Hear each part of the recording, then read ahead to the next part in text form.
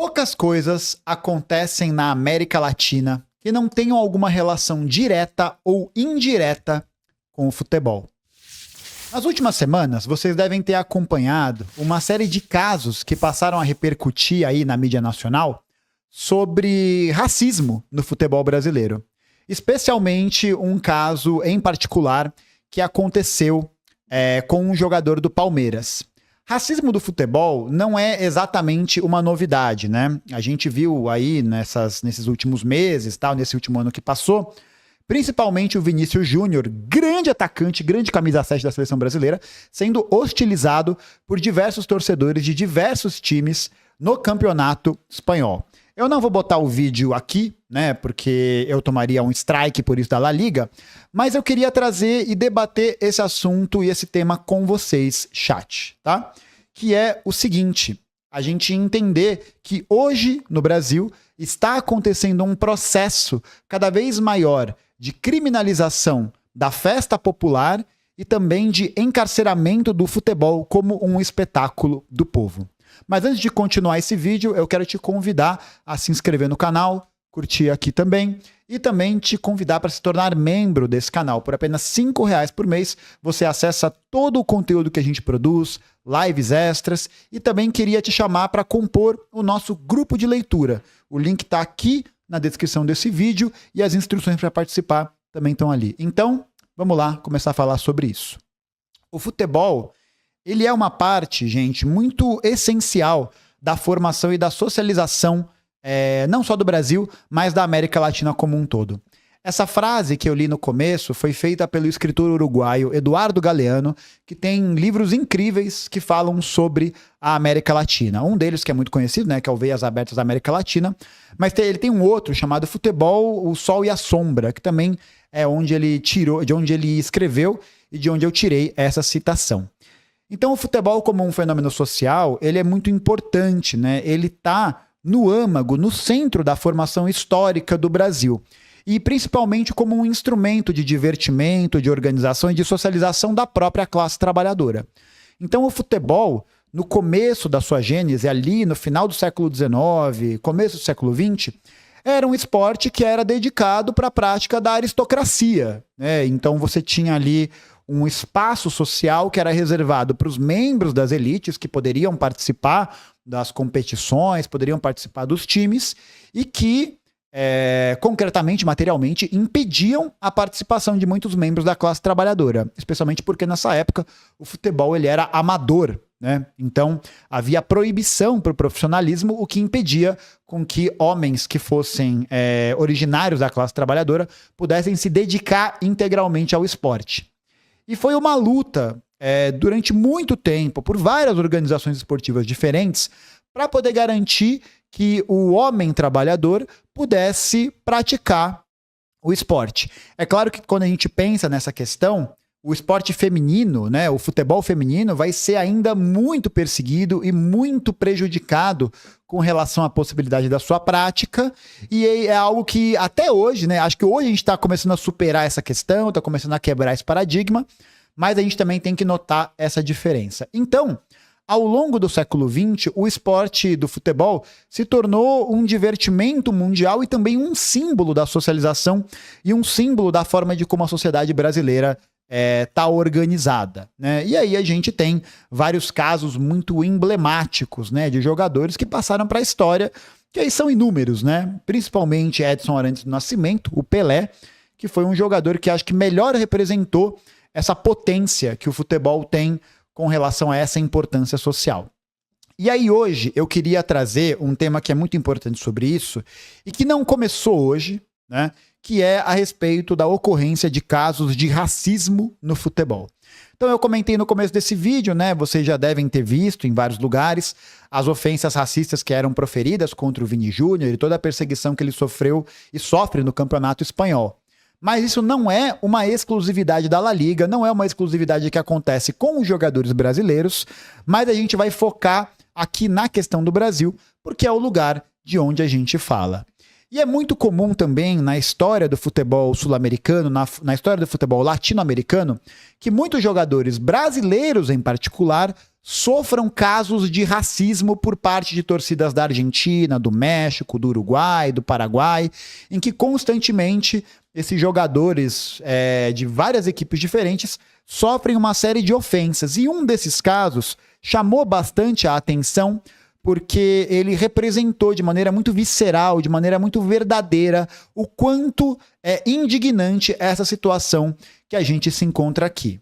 Então, a gente vai assistir a um desses casos que se tornou símbolo desse processo, que foi o caso de racismo sofrido pelo atacante do Palmeiras, o Luigi, num torneio da Conmebol Sub-20. Vamos ver.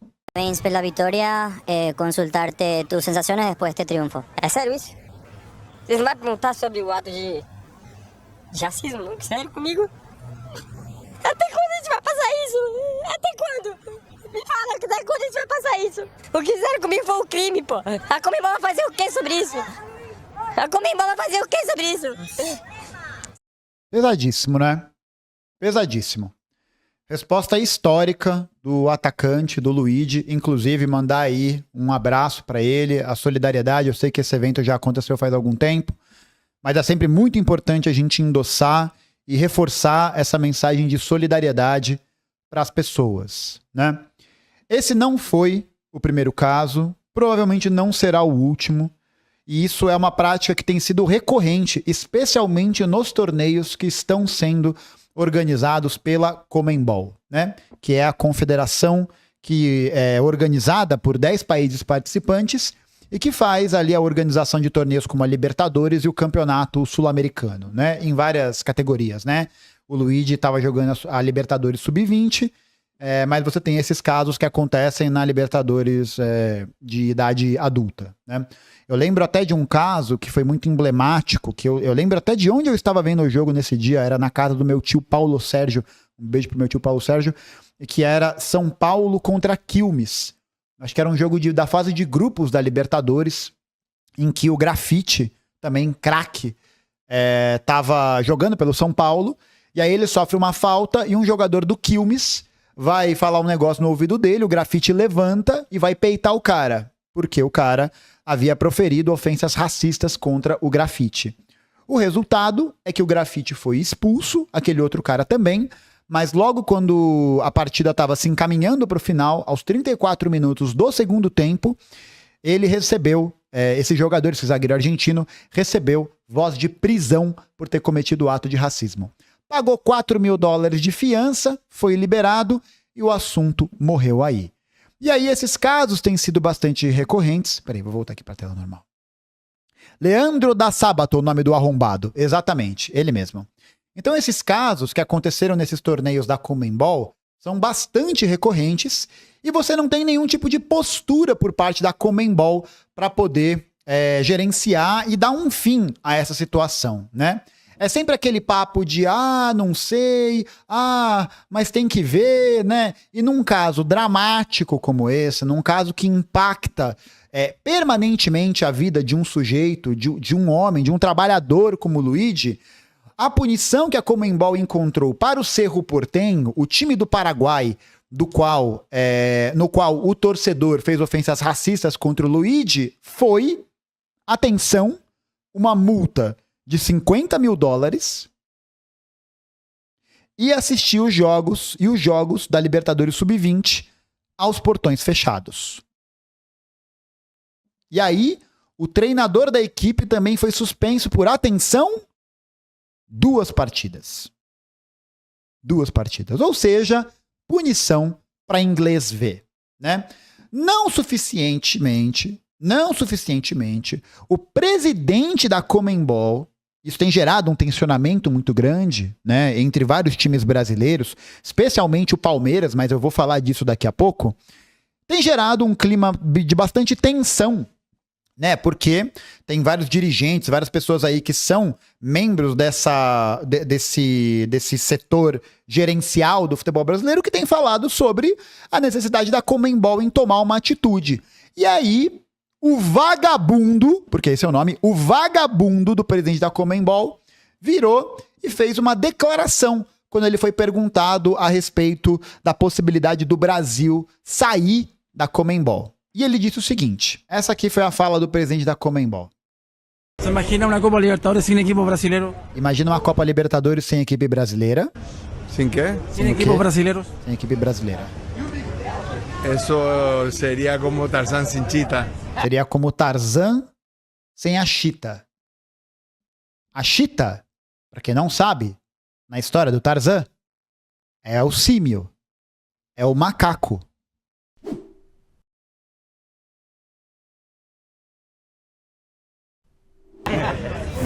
Imposible. É um vagabundo, né? É um vagabundo. É um vagabundo, né? É um filho da puta. É isso. É um grandíssimo filho da puta. Aí, pegou mal, óbvio, o governo brasileiro emitiu uma nota via Ministério do Esporte pra dizer: porra, tu é um merda.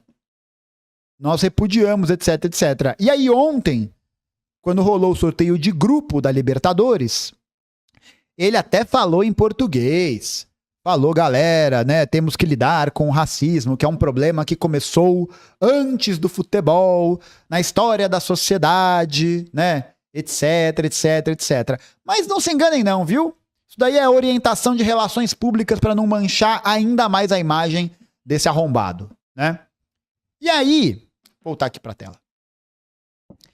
E aí, uma das posições mais veementes contra essas atitudes racistas tem sido realizada pela atual presidenta, acho que ela se referencia como presidenta do Palmeiras, a Leila Pereira, que também é a dona, ou sei lá o que, da Crefisa, né? Que tem feito aí toda uma mobilização de falar sobre a necessidade do Brasil sair da Conmebol, porque não tem nenhum tipo de punição, de fazer pressão nos clubes brasileiros, porque isso está sendo um atentado contra os jogadores, contra sua integridade, né, de geral, sua dignidade. E ela tem apresentado essas posições, até de falar do Brasil eventualmente se filiar à CONCACAF, que é a Confederação do Caribe, da América do Norte e tal.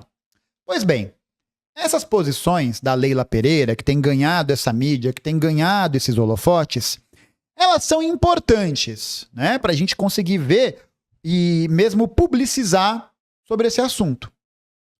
Mas, ao mesmo tempo, e é esse tema central que a gente precisa abordar hoje, é que, por trás desse discurso da Leila Pereira e dessa institucionalidade contra o racismo, as ações que o Clube Palmeiras tem realizado contra os seus torcedores, especialmente aqueles de base popular, têm a mesma veia de atuação que permitem comentários como esse. Aqui isso não é uma análise clubista, tá? E vocês devem saber, sou São Paulino, etc., mas isso aqui não tem nada a ver com o futebol ou qualquer coisa do gênero, né? De clubismo, por assim dizer.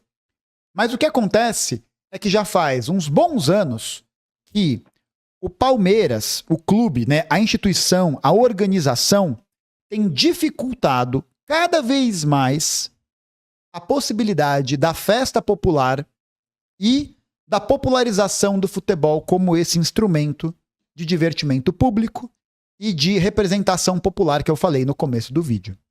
Então a gente consegue ver que na história do Brasil existe um vínculo muito grande da classe trabalhadora com o futebol. Você olha para as imagens dos estádios nos anos 80, nos anos 90, e aquele mar de gente que constantemente estava celebrando, acompanhando as equipes e tudo mais. Já faz muitos bons anos que vem acontecendo no Brasil, no entanto, um processo que eu chamo de arenização do futebol. O que seria essa arenização? A arenização é um processo que visa restringir o acesso, principalmente dos trabalhadores mais empobrecidos, de camadas mais subalternas da classe, ao espetáculo público, né? Ao espetáculo do futebol. E isso acontece por uma série de vias e uma série de instrumentos. Seja pela criminalização das torcidas, seja pela atuação das forças de repressão em dias de jogo, né? Se você aí é de organizado, ou se você aí vai em jogo, tal, já deve ter acompanhado alguma situação de tensionamento nesse sentido. mas também por outros instrumentos, como, por exemplo, pelo impedimento do acesso dos torcedores aos estádios e aos arredores dos dias de jogos, como é algo que tem acontecido recentemente na história do Palmeiras. Para você que não sabe, em dias de jogo do Palmeiras, as ruas ali do entorno do que era antes o Parque Antártica e hoje virou não é a Allianz Arena, Allianz Parque, acho que é, né? Ali do Allianz Parque, sempre foi tradição da torcida do Palmeiras em se reunir naquele entorno para poder beber, falar groselha, mentir, né? Falar sobre como o canal História Cabeluda é horrível, etc, etc, etc. Então esse hábito tem sido um hábito histórico por parte dessas torcidas, por parte desses grupos. E aí não é só um espaço que vai torcida organizada, mas é um espaço que vão famílias, pais, filhos, mães, avós, avós, que estão produzindo essa tradição e que estão produzindo essa continuidade que vai conectar historicamente a classe trabalhadora com esse esporte. Né? Muitos de vocês aí que acompanham ou que torcem e tal, provavelmente tem algum vínculo nesse sentido. E aí, esse processo de arenização, ele vem nesse caminho de elitizar o acesso ao futebol como um espetáculo público. E é isso que tem acontecido na realidade do Palmeiras, mas não só do Palmeiras, né? Em várias outras realidades, em outros lugares, né? Até fora do Brasil. Mas que tem, por exemplo, restringido o acesso dos torcedores do Palmeiras àquela área do estádio somente aqueles torcedores que tenham ingresso. Ou seja, só pode participar da festa popular a pessoa que pode pagar por isso. Eu tenho amigos palmeirenses que me ajudaram, né, a pensar esse tema, a debater sobre isso, mas a gente tem ingressos para o Allianz Parque que custam a partir de R$200. A partir de R$200. É mais do que 10% de um salário mínimo. Para você ver um jogo. Então, uma restrição de acesso que concretamente impede que os trabalhadores mais empobrecidos, mais pauperizados, possam acessar jogos. Você aí que é dos anos 80, dos anos 90, você deve lembrar da Geral, né? A Geral do Maracanã, do Morumbi, acho que do Parque Antártica também, acho que tinha Geral lá também, não tenho certeza, mas do Pacaembu, etc, etc, etc. Essa modalidade que você pagava muito pouco para ver o jogo ali sentado no concreto. Hoje em dia, esse tipo de acesso praticamente não existe mais nos grandes estádios. Tudo isso numa movimentação que vem junto com um esforço cada vez maior de privatização dos espaços públicos e desses espaços de divertimento. Então é a retirada do caráter popular, é a proibição da festa popular para que esses eventos sejam realizados. E aí é importante pautar isso, porque por mais que a Leila Pereira esteja colocando essa questão do racismo que é sofrido não só pelo Luigi, mas como por outros jogadores brasileiros em competições da Conmebol, é necessário que essa postura seja vinda também com uma postura que permita a popularização do futebol em território nacional. E o que a gente tem enxergado é um caminho justamente contrário a isso. E eu não acho que isso seja uma coincidência, porque esse tipo de fenômeno ele está muito ligado também a um processo cada vez maior de precarização, de piora da qualidade de vida da própria classe trabalhadora. Então a gente tem visto um processo maior de precarização das condições de trabalho, a gente tem visto um processo de privatização das estruturas públicas, ou seja, o trabalhador cada vez mais apertado a somente uma condição e a somente um direito que ele tem, que é o de trabalhar. Todas as outras formas que ele teria acesso a uma dignidade, a uma vida que valesse a pena ser vivida, estão sendo descartadas em nome do interesse dos grandes patrocinadores, em nome do interesse dessa camada social que tenta, parece que, retornar o futebol a um lugar de elitização ali do começo do século XX, garantindo o acesso a essa diversão somente àquelas pessoas que possam pagar. E aí, isso é uma evidência clara de como o racismo que o Luigi sofreu nessa ocasião, no jogo contra o Cerro Porteño, é também um instrumento que é utilizado a partir de outros movimentos, né? Então, a partir de outras formas de interação, como, por exemplo, a realidade do torcedor palmeirense. Do torcedor palmeirense que é originário da classe trabalhadora. Porque se você fizer uma análise do perfil socioeconômico e fizer um estudo sobre isso, você vai poder chegar à conclusão que essas medidas que estão sendo realizadas pelo clube, né, e nesse caso específico, mas também em outros exemplos, né, e que não tem nada a ver com torcer para um ou torcer para outro, né, eu acho que esse é um processo nacional, é um processo geral, está acontecendo com outros clubes, e aí você, né, que é torcedor de algum grande clube, né, você pode comentar se isso está acontecendo mesmo aqui embaixo, mas esse processo é um processo que acaba operando pela mesma via e pelo mesmo sentido racista que essa fala do jogador do Cerro Porteño contra o Luigi. Porque esse impedimento, o preço alto dos ingressos, o uso da força policial, a proibição da circulação de pessoas naquele espaço, o que é tudo isso se não um instrumento de repressão e que impacta diretamente, invariavelmente, os membros da classe trabalhadora que são, da sua grande maioria, originários das periferias dos grandes centros urbanos, que são negros, que são esses cujo direito à diversão é sistematicamente retirado deles. Então, é importante que a gente veja esse caso como não só um caso para poder gerar esse barulho, né, da Leila Pereira, de se colocar ali como uma liderança antirracista, né? Porque fundamentalmente, o que acontece também no quintal de casa é responsabilidade dela. É responsabilidade de qualquer dirigente que se coloque ou que se alce para essa posição de um lutador ou de um representante dos povos oprimidos, né? A elitização do futebol e a arenização, esse processo de cerceamento do lazer e esse processo de perseguição, de criminalização do divertimento público, é mais um instrumento que a sociedade capitalista coloca para poder garantir que o trabalhador não possa fazer nada além de trabalhar.